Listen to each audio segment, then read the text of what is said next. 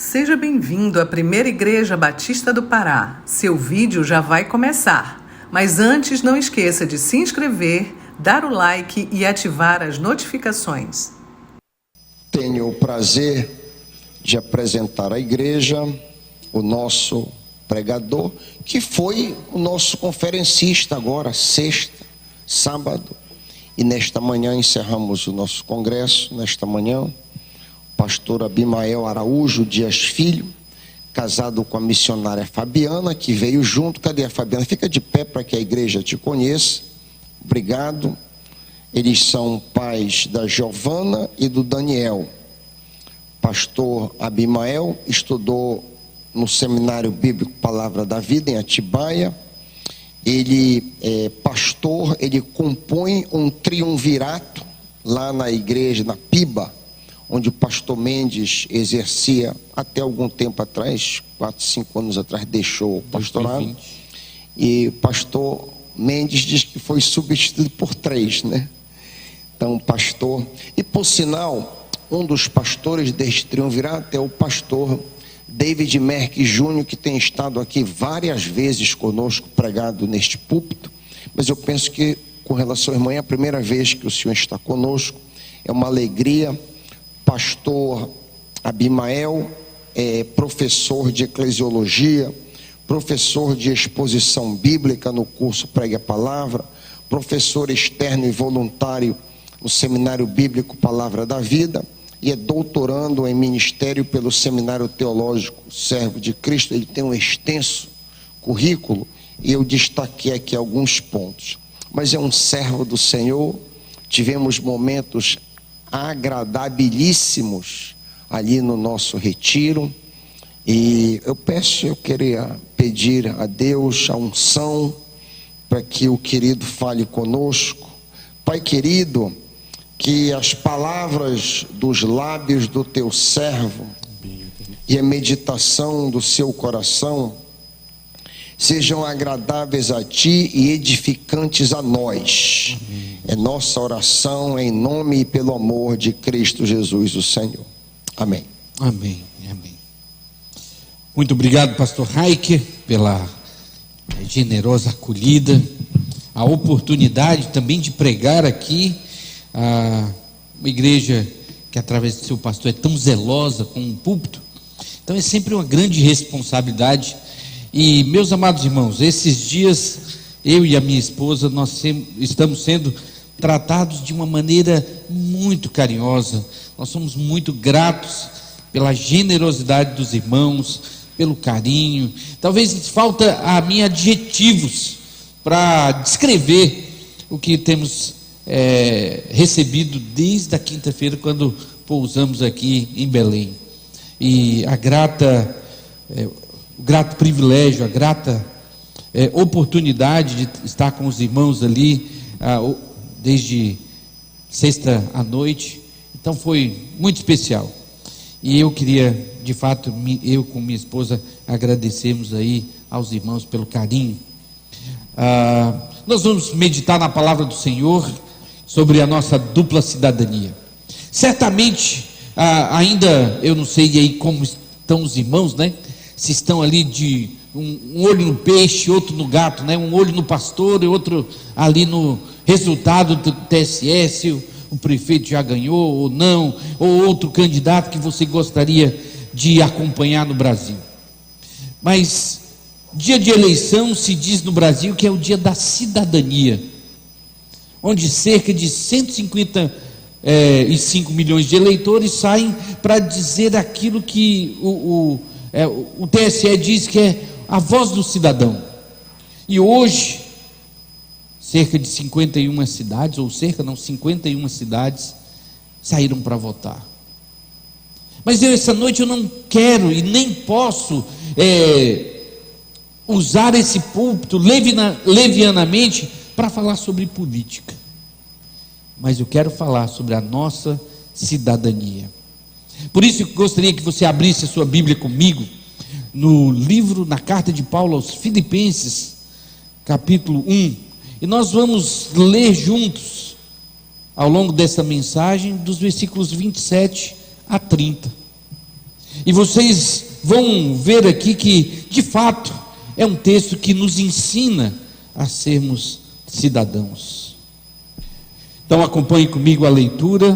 O texto diz assim: acima de tudo, vivam de modo digno do Evangelho de Cristo, para que, ou indo até aí para vê-los, ou estando ausente, eu ouço a respeito de vocês, que estão firmes em um só espírito, com uma só alma, lutando juntos pela fé do Evangelho, e que em nada se sentem intimidados pelos adversários, pois o que para eles é prova evidente de perdição, para vocês é sinal de salvação, isto da parte de Deus. Porque vocês receberam a graça de sofrer por Cristo, e não somente crer nele, pois vocês têm o mesmo combate que viram em mim, e agora estão ouvindo que continuo a ter. Então, meus queridos, aqui nós temos 3 orientações de Paulo, para que nós entendamos de fato essa nossa cidadania que nós temos em Cristo. Certamente eu não conheço os irmãos, mas nós temos aqui, nós temos lá em Atibaia, pessoas que têm a possibilidade de uma dupla cidadania, e muitos correm atrás. São os italianos, são os portugueses, os espanhóis, que vendo as condições do nosso país e vendo que a possibilidade de uma outra cidadania se torna uma oportunidade para uma vida melhor. Então uma dupla cidadania é uma possibilidade que nós encontramos, mas para nós é uma realidade. Então a grande ideia desse texto, que nós podemos resumi-lo, é que a nossa dupla cidadania, então já pressupondo que nós temos uma dupla cidadania, exige vida exemplar, firmeza na unidade e na batalha pela fé, e visão da graça nas adversidades. Então esse fato de que nós somos que temos uma dupla cidadania, que somos cidadãos de 2 mundos, Paulo vai nos ensinar que há uma exigência que a nossa vida seja um exemplo, e ele também pede de nós que nós sejamos firmes na unidade e também na batalha pela fé. E por fim, vemos que as adversidades são também graça na nossa vida. Então nós vamos começar aqui olhando que Paulo dá uma ordem no versículo 27. Ele diz assim: acima de tudo, vivam de modo digno do Evangelho de Cristo. E aí então essa ordem, Paulo está dizendo assim: os filipenses devem viver a sua dupla cidadania, mostrando que são cidadãos dos céus nessa terra. Talvez aqui aí você pode perguntar: mas pastor, onde é que tem dupla cidadania, se na minha tradução está dizendo assim: acima de tudo, vivam de modo digno do Evangelho de Cristo? Mas certamente, se talvez você tenha aqui uma NVI, você vai ver que eles exploraram na tradução algo que é encoberto com a palavra vivam. A NVI diz assim: não importa o que aconteça, exerçam a sua cidadania de maneira digna do Evangelho de Cristo. A palavra viver aqui aparece como, na língua original, como uma palavra que tem a ver com cidadania, a palavra que tem a ver com cidade, polis. E nós lembramos que os filipenses, eles fazem parte de uma cidade em que eles são cidadãos romanos. Eles são outra categoria de pessoas naquele mundo antigo. Eles diziam assim: nós filipenses, nós somos cidadãos de Roma, não somos como vocês, ou escravos, ou de outras nações que não têm esse direito. Então eles batiam no peito assim, dizendo: olha, me respeitem, eu sou cidadão de Roma. E aconteceu até que Paulo foi preso lá, e depois, quando descobriram que Paulo era cidadão romano, e eles queriam colocar Paulo ali para ir embora de maneira discreta. Olha, rapaz, prendemos um cidadão romano sem os critérios do direito romano. Aí Paulo falou: opa, não, eu sou cidadão romano, exijo o devido processo legal. Mas quando Paulo está preso, e ele está escrevendo para aqueles irmãos, ele alerta aqueles irmãos de uma outra realidade, e ele dá uma ordem àqueles irmãos, dizendo: Filipenses, vivam a dupla cidadania de vocês. Não se sintam simplesmente como cidadãos romanos. Eles vão dizer: exerçam a cidadania de vocês de maneira digna do Evangelho de Cristo. Ou seja, ele está dizendo assim: olha, tenham a consciência que vocês são cidadãos romanos, são filipenses, mas vocês são cidadãos do Evangelho. Vocês têm um outro passaporte, que a partir do momento em que vocês encontraram a Cristo como o seu único e suficiente Salvador, pelo Evangelho de Cristo, pela cruz que foi ali o elemento da nossa salvação, a partir daquele momento Deus lhes deu um outro passaporte. Agora vocês são cidadãos celestiais. Vocês agora são cidadãos em que a capa do passaporte de vocês tem um brasão que é o Evangelho de Cristo.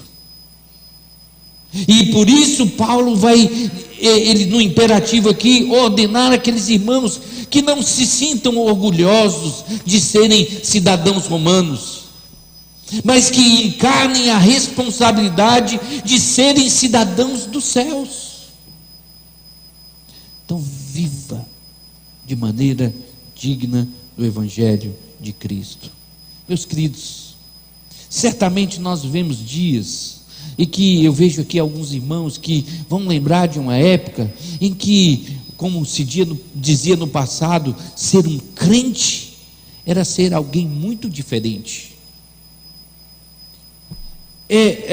Assim, eu sou baiano, né? Apesar de estar em Atibaia há tanto tempo, quando alguém se convertia lá na minha terra, falava assim: passou para a lei dos crentes. Não sei se aqui no Pará falava dessa maneira.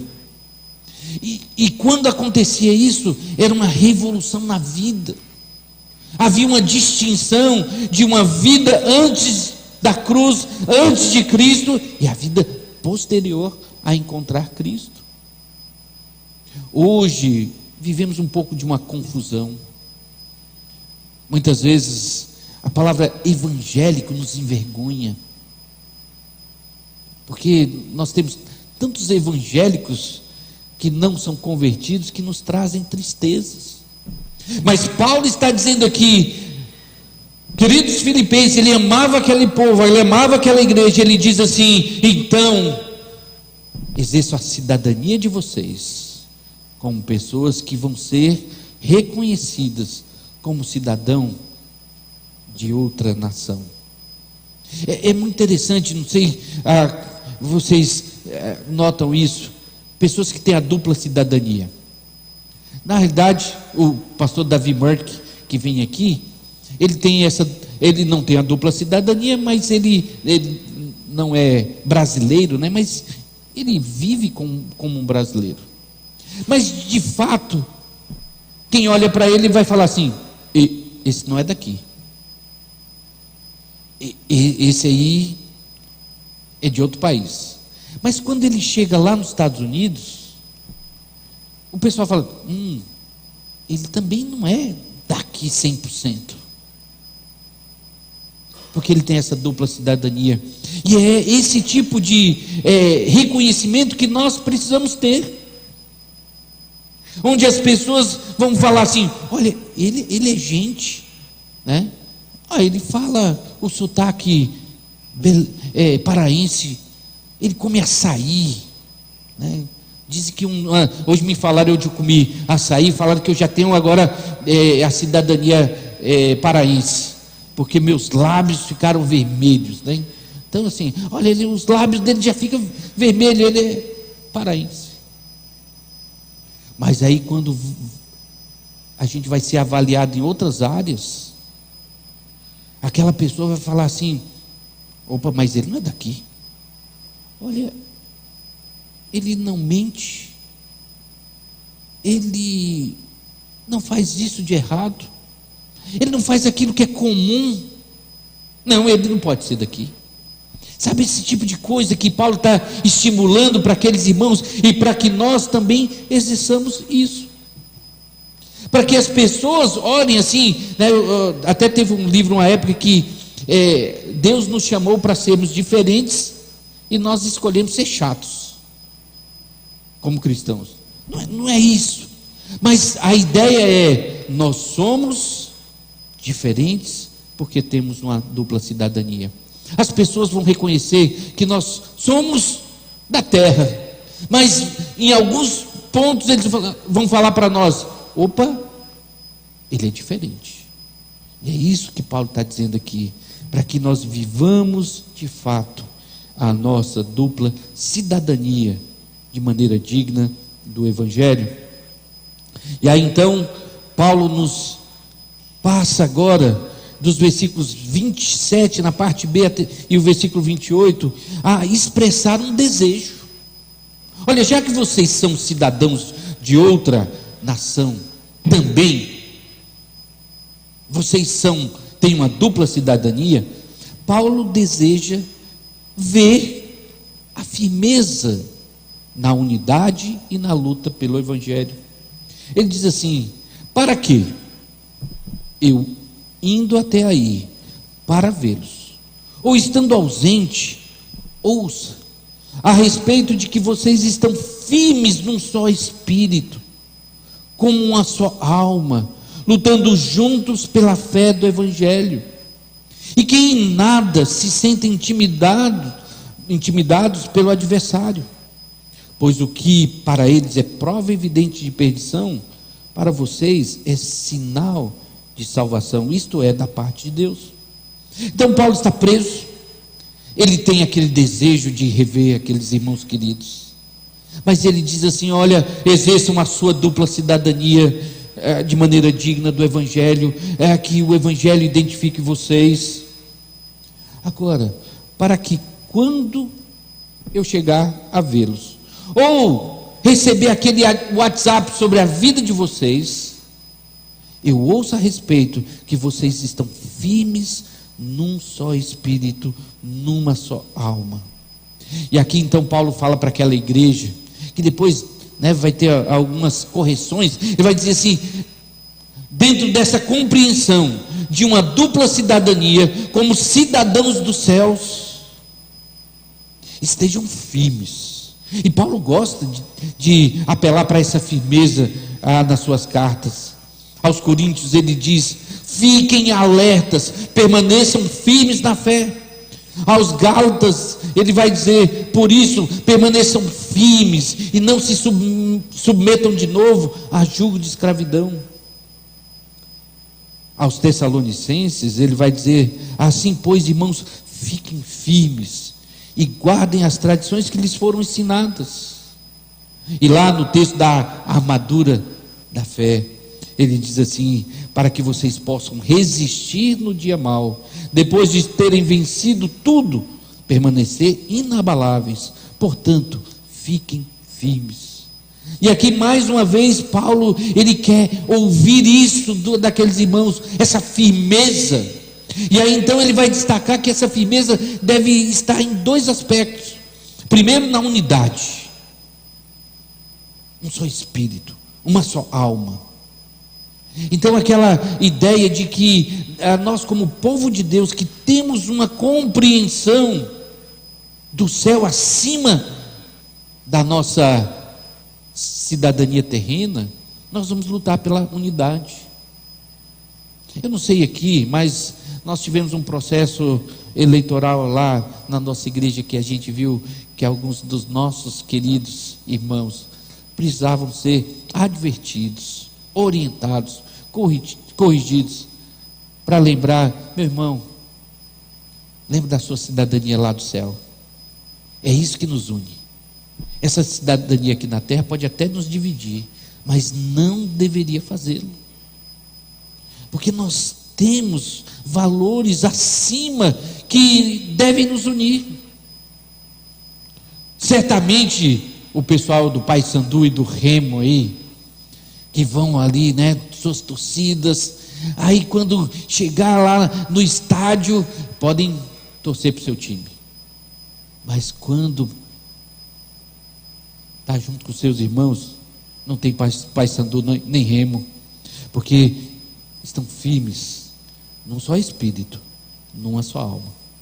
E o resultado disso, meus amados irmãos, é que aquilo que pode nos dividir por conflitos, vai ter um resultado quando a gente tem essa compreensão de que nós temos uma cidadania do céu, vão nos unir para que lutemos juntos pela fé do Evangelho. Então, eu posso votar em que eu quiser, mas eu estou junto pela fé do Evangelho. Eu posso torcer para o time que eu quiser, mas eu estou junto pela fé do Evangelho. Eu posso gostar da roupa que eu gostar, mas eu estou junto pela fé do Evangelho. Posso gostar da comida que eu quiser, mas eu estou junto pela fé do Evangelho, pela batalha por essa fé. Então, meus queridos, nós temos que lembrar que nós estamos num campo de batalha. Imagina lá na Segunda Guerra Mundial, e naqueles pelotões, estando ingleses, americanos, australianos, brasileiros. Naquele momento, eles tinham um inimigo comum. E ainda que o sotaque fosse diferente de cada uma daquelas nações, eles tinham foco. Eles queriam exercer a cidadania dele maior do que de inglês, de americano, de italiano, não quero os contrários, né? De australianos, de brasileiros, porque eles estavam focados na luta pela fé do Evangelho. E aí então, nessa atitude, em nada se sentir intimidados pelos adversários. Então, temos inimigos. Temos um inimigo interno, que é a nossa natureza pecaminosa. Temos um inimigo externo, que é o nosso inimigo, Satanás. Por isso que mais do que nunca nós precisamos estar juntos pela fé do Evangelho, para que mais pessoas reconheçam na nossa unidade, assim como Jesus orou, que de fato Ele foi enviado para a salvação de todo aquele que crê. Então, o texto aqui nesse versículo ainda diz, Paulo diz assim: pois o que para eles é prova evidente de perdição, para vocês é sinal de salvação, isto é, da parte de Deus. Então, aquilo que as pessoas desse sistema mundo acham que para nós é algo, para eles é algo sem valor, que quem são esses crentes, quem são eles para falar qualquer tipo de coisa, ou até nos humilhar pelas nossas posições, pelas nossas crenças na palavra de Deus. Paulo diz: não esquenta com isso, porque aquilo que para nós, para eles é algo de perdição, para nós é sinal de salvação. Então Paulo deseja isso. Paulo deseja que nós vivamos em unidade, que estejamos firmes na batalha, que lutemos juntos pela fé do Evangelho. E tanto mais quanto o dia do Senhor se aproxima, nós precisamos dessa mentalidade, nós precisamos dessa vivência de estarmos juntos, porque a cada dia a batalha é mais cruel. Então nós precisamos ter essa unidade de espírito, essa unidade de alma, essa unidade de propósito. E aí então vem os versículos 29 e 30, onde Paulo ele vai falar o seu exemplo. Agora Paulo encoraja os filipenses com a sua visão e o seu exemplo pessoal quanto à batalha, quanto à luta. E aí então agora ele encoraja aqueles irmãos que também nos encorajam. Então quando ele dá um mandamento lá no início de nós exercermos a nossa dupla cidadania, e nos dá a ordem de ficar firmes, unidos nessa firmeza, unidos na batalha, e não nos importarmos nem intimidarmos com o adversário. Agora ele então o que vocês vão enfrentar ou estão enfrentando, eu já enfrentei e estou passando. Olha os versículos 29 e 30. Porque vocês receberam a graça de sofrer por Cristo, e não somente crer nele. Pois vocês têm o mesmo combate que viram em mim e que agora estão ouvindo que eu continuo a ter. Então, Paulo ele vai dizer assim, ele mostra qual a compreensão que ele tem das aflições. Ele olha e fala que as aflições são privilégios. É uma graça, eu sei que é uma graça que poucos desejam, poucos querem. Mas Paulo vai falar assim: se nós estamos passando por algum tipo de aflição, Deus está administrando e controlando aquela situação de tal maneira que aquilo também é algo gracioso sobre a nossa vida, ainda que nós não entendamos. Quando a gente está no meio da batalha, do sofrimento ali, como ele diz aqui, porque vocês receberam a graça de sofrer por Cristo. Então é difícil a gente compreender isso. Senhor, eu quero exercer a minha dupla cidadania, eu quero fazer tudo certo no meu trabalho, mas o que eu tenho recebido é punição, perseguição. Aquela promoção que eu deveria receber por mérito, por trabalho, porque eu sou crente, foi dada para uma pessoa que não tem caráter. Como assim, Deus? Como o Senhor administra essas coisas? Por que o Senhor então não me abençoa? Em muitos momentos, o exercício da nossa dupla cidadania, a nossa cidadania celestial, vai nos fazer sofrer. E isso nós devemos enxergar, como Paulo diz, como graça dele. Ele diz então assim para a gente: olha, não foi dado para nós somente a graça de crer, mas também de sofrer por Cristo. Meus queridos, eu sei que muitas vezes é duro a gente entender essa realidade, principalmente quando a gente sofre, principalmente quando as chamas da provação são quentes, quando os vales são profundos, quando as lutas são grandes. Mas Paulo diz para nós, e aí então ele encoraja os filipenses e a nós com essa visão. Ele mostra para a gente como nós devemos enxergar. É graça sofrer por Cristo e não somente crer nele. E aí então ele fala do exemplo dele. Fala: meus irmãos, não fiquem desanimados, não fiquem tristes, porque eu sou um exemplo vivo. Vocês viram isso, eu fui preso na cidade de vocês pelo Evangelho. Eu sofri por Cristo, mas deixa eu continuar a história para vocês. Eu estou na prisão em Roma aqui, eu não parei de sofrer. Está vendo a crueldade do Evangelho ou da teologia da prosperidade? Essa ideia de que nós nunca sofreremos e que estarmos ao lado de Cristo só tem vitória, faz com que nós percamos a visão da graça de Deus em nossas vidas e do privilégio, que é a ideia de graça aqui também é desse privilégio de sofrer por Cristo e ainda estimular outros irmãos nesse caminho, encorajando quem sofre a dizer: olha, eu passei por isso, eu estou passando por isso, fique firme, não desista, vá em frente, se orgulhe de ser cidadão celestial, não pense em abrir mão dessa cidadania, não pense em jogar o seu passaporte fora, não pense em dizer assim: eu não quero mais saber desse Evangelho. Muitos hoje cristãos estão sofrendo pelo Evangelho. E quando a gente ouve a história desses irmãos sofrendo pelo Evangelho, nós somos encorajados pelas suas vidas a não desanimar num país em que temos a liberdade de culto. Por isso, meus queridos, O exemplo de Paulo é para nós um encorajamento, para que a gente compreenda a visão de que é sofrer por Cristo, mesmo sendo dele, e que a gente pode também encorajar outros no meio do sofrimento.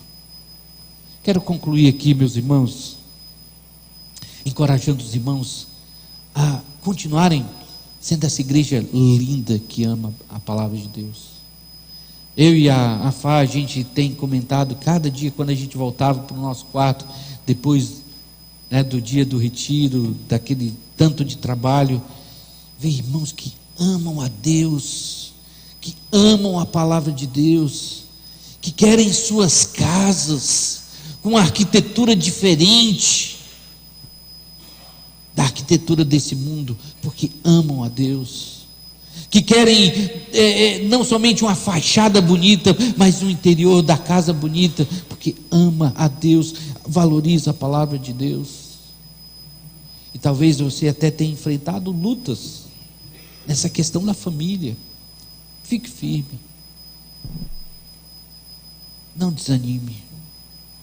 Pastor Raik, que Deus continue abençoando seu ministério, sei que para a glória dele, e a cada dia com zelo na pregação da palavra. Os irmãos amam estudar, amam ler. É uma igreja que se orgulha da sua cidadania celestial. Fiquem firmes nessa unidade de pensamento, nessa unidade de alma, lutando pelo Evangelho tão combalido, tão sofrido na nossa nação. É uma grande alegria vir numa igreja e compartilhar da palavra, uma igreja que ama a Deus e ama a palavra, e que se houver um dia um sofrimento, continuem a ser um exemplo para o Brasil, dizendo: olha, nós somos firmes e fiéis a Deus e a sua palavra, e vale a pena. Igreja de Atibaia, não se desanime, estamos aqui firmes, e vocês também nos encorajando. Então, louva a Deus pela vida dos irmãos. Vamos orar? Pai querido, queremos agradecer por esse texto que Paulo nos deixou, nos lembrando da nossa cidadania que o Senhor graciosamente nos concedeu. Ó Deus, ser apenas cidadão terreno nos levaria para o inferno, inferno que merecíamos e merecemos. Mas através do Evangelho, através da cruz de Cristo, através do sangue derramado, o Senhor nos concedeu o privilégio de sermos cidadãos celestiais. Por isso, ó Deus, nos capacite a viver firmes. Há uma constância na unidade, e há uma perseverança na batalha pelo Evangelho. Ó Pai, nós agradecemos pelos cristãos ao redor do mundo, que tem sido um exemplo para nós, de pessoas que graciosamente, pela sua soberania, sofrem, e também nos encorajam a não fugir da batalha, a não fugir do sofrimento. Ó Pai, nós te louvamos por essa igreja querida, essa igreja que te ama, que ama a palavra do Senhor, e que também, ó Deus, tem sido desafiada dominicalmente a exercer com alegria a sua cidadania celestial. Assim oramos, ó Deus, e fazemos em nome de Jesus. Amém.